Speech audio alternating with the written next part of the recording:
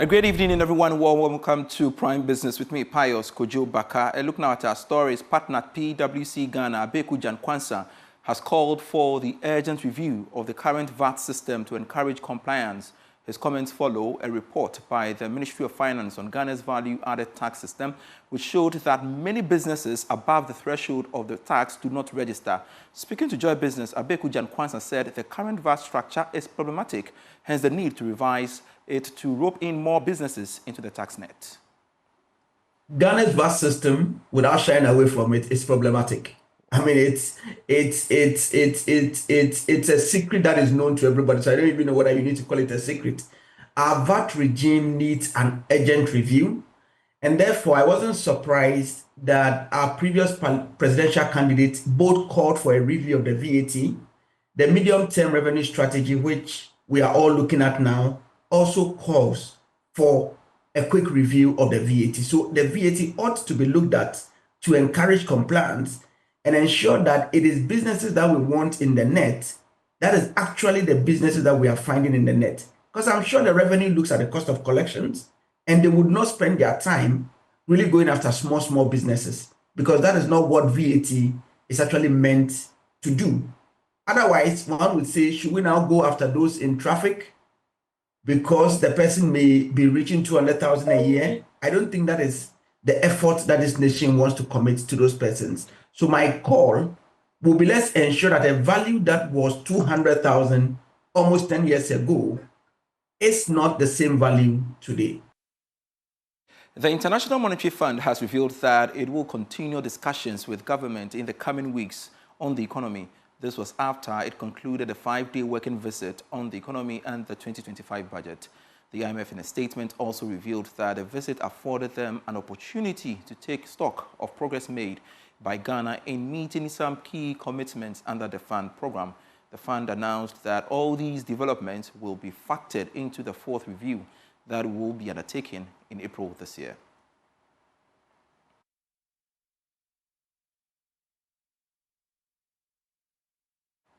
And to some other stories, Minister of Finance, Dr. Atuforsen, is now expected to present the 2025 budget to Parliament on March 11. This was after the House rejected the March 10, 2025 date, because it is a Monday and will be difficult to get all members in the House for the presentation. Majority Leader Mahama Yariga disclosed this to Parliament when he presented the business statement for next week. The Chartered Insurance Institute of Ghana has stressed the need for state-owned enterprises to add insurance professionals to its board of directors. President of the institute, Solomon Lati, said this is key to ensuring proper risk management. He spoke to Joy Business at the CIIG Investiture and President's Cocktail. First, from a negative financial balance, actually, but we've been able to turn that around within the first year. Second year, we are quite healthy in terms of funding, but we also intend to strengthen that more because there are other things we need to do. We think that the insurance industry is blessed with a lot of professionals. And if you come to the CIG, we are talking about professionals working in every aspect of insurance, the life sector, the non-life, health, pensions, and all those sectors. So it's a very huge family if you talk about CIG, and we only expect nothing but the best. Going forward, we intend to produce more professionals and also bring them to the fore. I have said, and I'll repeat here, that there should never be an economic dialogue, for instance, without an insurance professional in that. In fact, most of the major boards in the country must have insurance professionals. The idea is to bring proper risk management, insurance-based risk management solutions to our industries, to the economy, to our everyday lives. And once we are able to do that, I am sure that it will straighten a lot of things that are going amiss in the country. Now, the Minister of Communications, Digital Technology and Innovation, Sam Nate George, has set out an interagency data pricing committee to provide a roadmap that will show a reduction in the cost of data. There is more in this report. With the increasing cost of data sparking public concern, the Minister for Communication, Digital Technology and Innovation, Sam Nate George, has tasked the Interagency Data Pricing Committee to review the high cost of data within 14 working days. He has highlighted the need to address various concerns on mobile network operators. The focus of the committee is not for you to tell the ministry why data is priced at its current price point. The ministry and the minister are fully aware. The purpose of this committee is to show a roadmap that will lead to a reduction in the cost of data. And so instead of us having one proposal from one MNO on one bundle offering, I want a holistic review of all the bundle offerings across all the networks. And so this committee's work must focus on ensuring that even as you take care of your enterprise customers, you're minded about the young Ghanaian students who need data to do research for their educational work and studies.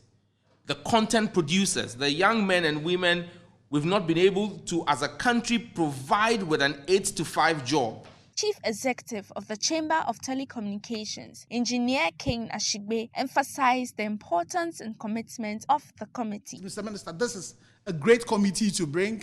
I'm sure we'll bring the roadmap. Some of the things we'll be able to implement. Some of them will be short-term, some of them, So I think we'll all go with it.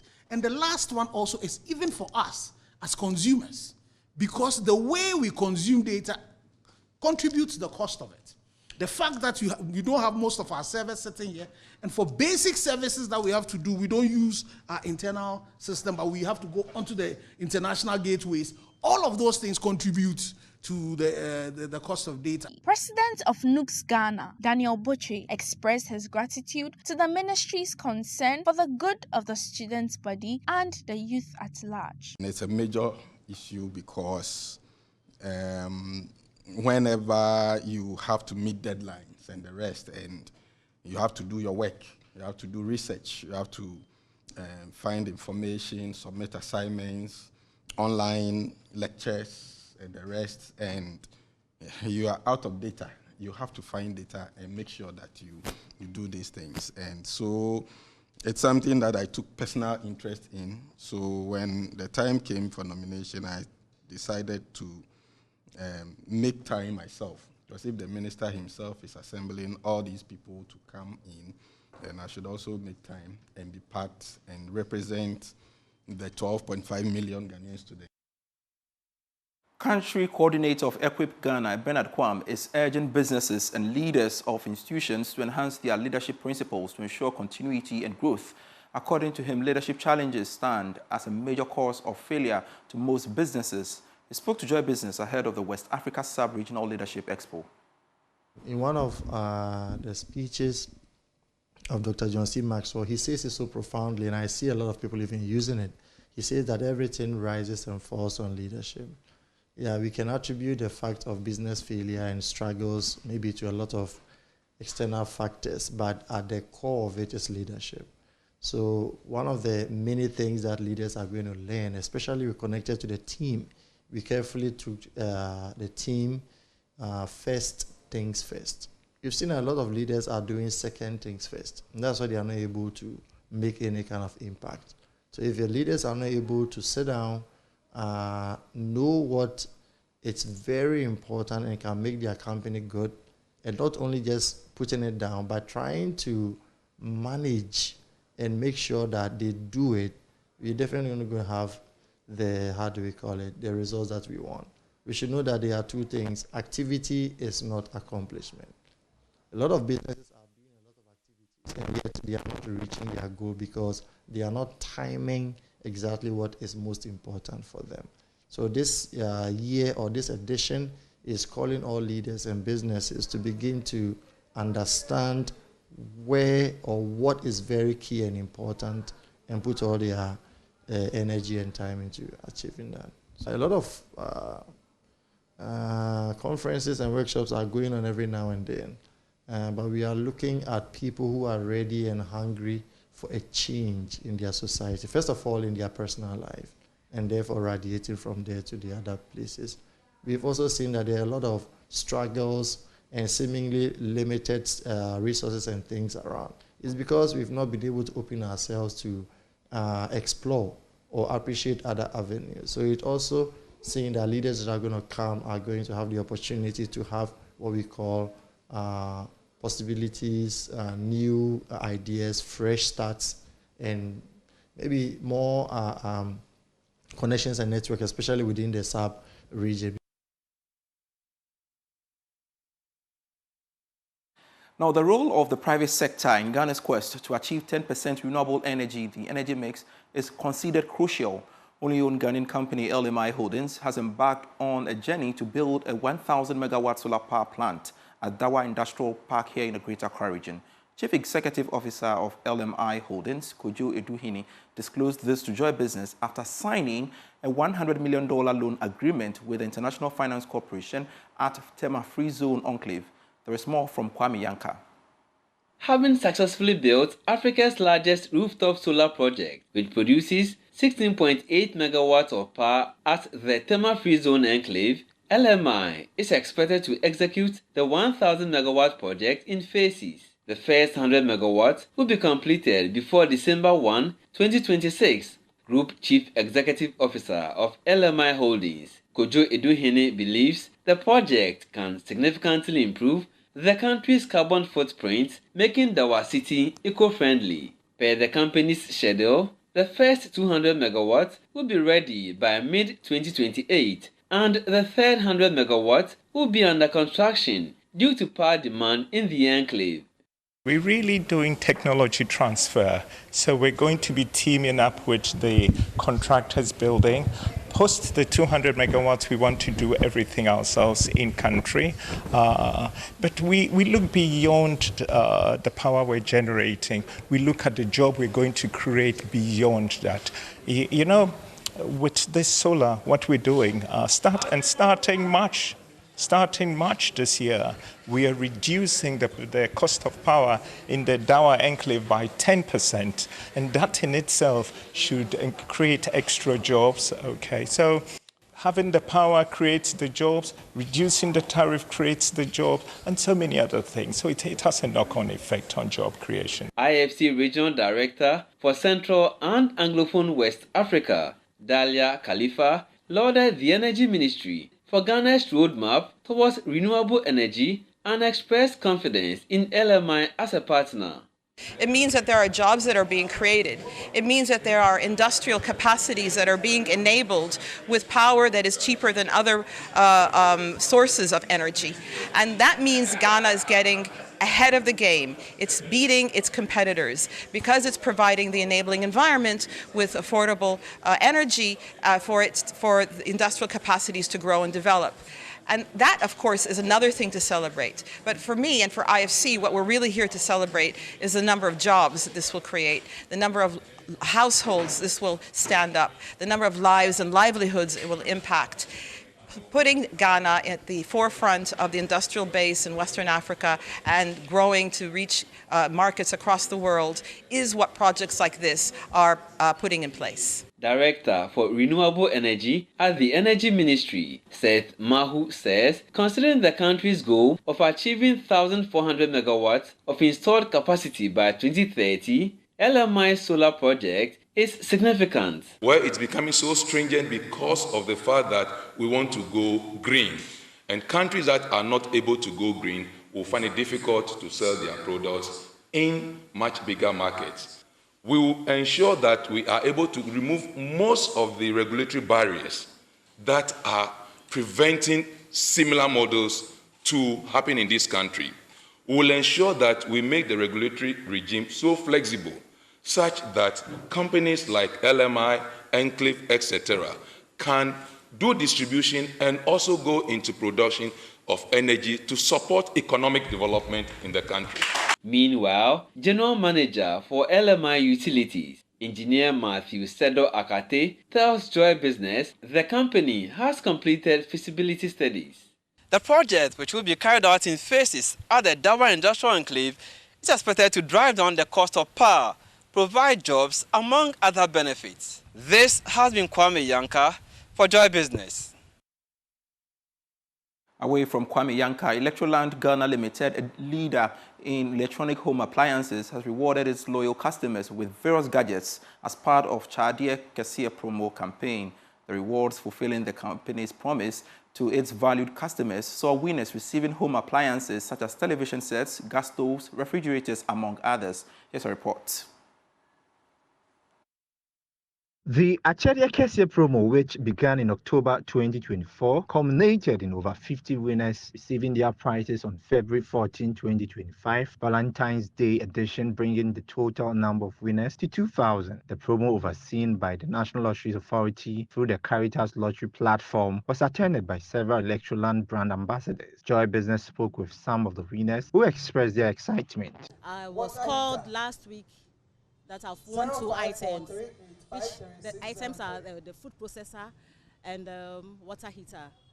I'm so happy. When they called me, I was like, this thing isn't not Kululu, because this is my first time of winning such a promo, and I'm so happy, I'm excited. I don't even know what to say. I didn't know it was real till I got here, so I'm happy.